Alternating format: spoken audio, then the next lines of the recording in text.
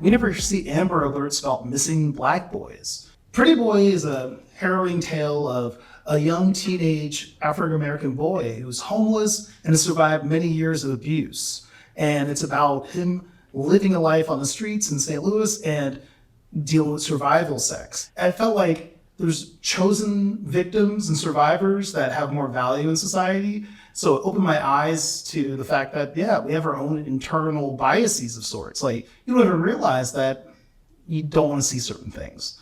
So when it comes to Pretty Boy, it just reminds me that, hey, there are people that are seeking help, and I'm hoping that it, forces people to take action or at least acknowledge the problem. To overcome adversity and hardship, and the little kid in our story is at the sort of tail end of a whole chain of generational trauma that's been passed down through generations, and his grandmother has a chance to redeem herself and redeem her role in that by helping him tap into his imagination, helping him kind of tap into the sort of immense transformative power of storytelling to turn something bad into something good and we put that on the big screen, and we kind of, I think we all love cinema. We all got in this to kind of, because at some point we sat in a dark room and sort of looked at an image on the big screen and it moved us and it stirred us. And I think this film is, a tribute to that, and how it starts with the mind of a very small child. Skin is poetic exploration of identity and self-discovery using visual symbolism to depict a woman's transformation into a man. The writer, director, cinematographer Leo Behrens is the first trans man to win a Student Academy Award with a trans film. The Academy's recognition of Skin proves the increasing demand for fresh perspectives and diverse filmmaking in the industry. You never know where you're going to meet somebody and where they are in their journey. And our director, which I really love the way he puts this, Justin Kamusak, he always wanted to talk about immigration, not just from point A to point B. There's a lot of stops along the way.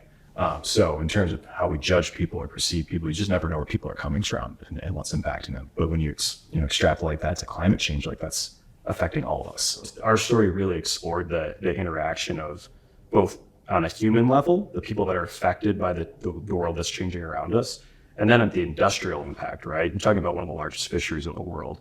I mean, you started in 2019, and then the Black Lives Matter movement happened while you were still, before you shot. Right? Yeah. So which was just like, when that happened, it carried us even further, because we're like, okay, we have to tell this now, because the things we're literally going over with in the film are happening as it's like, to say argument saves life, and it was happening in real time for us. So we had to get this message out there. We had to give our people some type of hope. But like I said, I think it goes beyond just the Black community. I think, there's people all over the world that, are dealing with some type of oppression, and they feel like because of the way their skin looks, or what, the body, what they identify as, or whatever, they are oppressed. But we really believe that, if you can, believe within yourself, you can get outside of that oppression. So hopefully people find that in our film as well.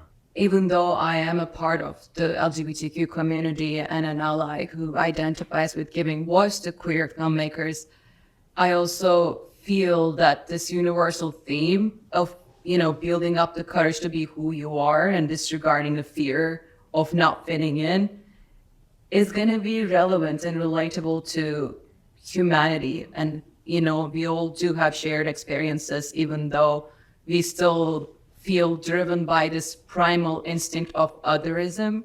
All of us have experienced this pandemic during the past 2-3 years, and we all experience some different kind of loss. It could be a hobby that you were used to, but you couldn't do it anymore, or it could be your work, which represents your identity, or it could be your loved ones. And personally, for me, it was the chance to say goodbye to my godfather, because he passed away during the pandemic, and he was all the way across the ocean in my hometown, and I couldn't go to see him at that moment. And it was pure darkness for me.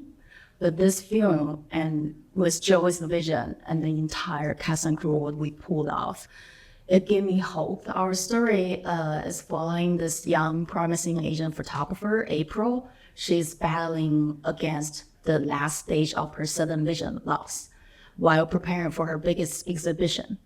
And in light of the darkness, she was introduced to this group of blind photographers, and which helped her discover the new way of capturing the beauty of the life. It's called sensory photography, and which also provided her the hope and the love and the support she needs from a loving community. And I think about the young generation of women in Afghanistan.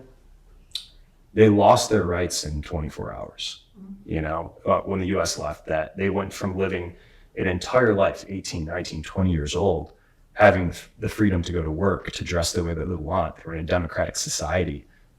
To see that change in an instant to now you can't go outside, you have to wear a burqa, you can't work, you can't do anything, you've been removed from civil life. It's astonishing how fragile human rights are and how fragile society is. And I think that's like a really important thing to take away from that film, is like, this is something we have to work and nurture and continue to attempt, right? We have to continue pushing for human rights, for democracy, for respect, you know, especially in this kind of global community, because the moment we turn our eyes from it, it can be gone.